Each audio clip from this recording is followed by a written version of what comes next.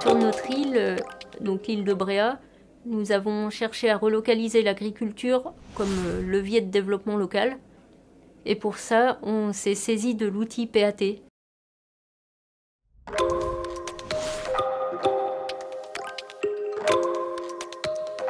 Là, on en est pour l'instant à tenter de rassembler du foncier entre les terrains communaux et des terrains de propriétaires privés qui sont favorables à notre démarche de relocalisation alimentaire et donc qui sont prêts à passer par la commune pour que la commune gère leur patrimoine foncier et le remette à disposition de porteurs de projets.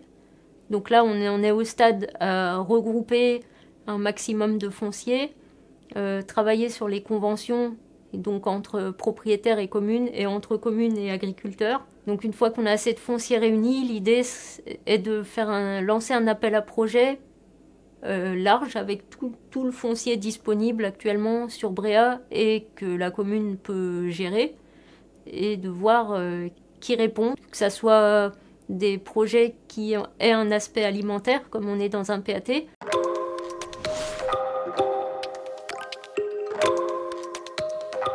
Dans le rapport de 2017, il y avait à peu près une trentaine d'hectares déjà valorisés par l'agriculture et une trentaine d'hectares en friche mais qui pouvaient être valorisés.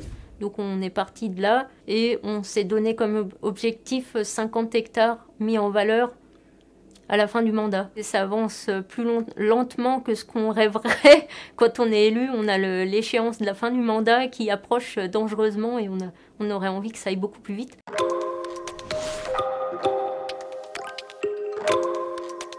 On s'est beaucoup appuyé sur l'expertise du réseau agricole des îles Atlantiques et sur leur mise en réseau, donc pour pouvoir profiter des expériences d'autres îles qui étaient beaucoup plus avancées que nous sur des problématiques assez similaires avec du foncier compliqué, des problèmes d'urbanisme aussi compliqués.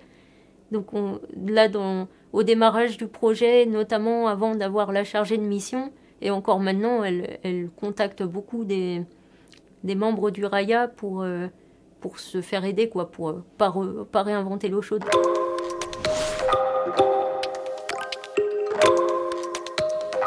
Un conseil que je pourrais donner, c'est de s'appuyer sur d'autres expériences qui ont déjà eu lieu, pas réinventer l'eau chaude, comme je disais.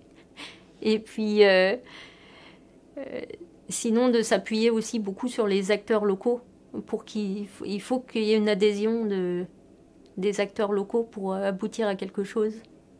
Et après, il faut de la patience, effectivement, et beaucoup de volonté.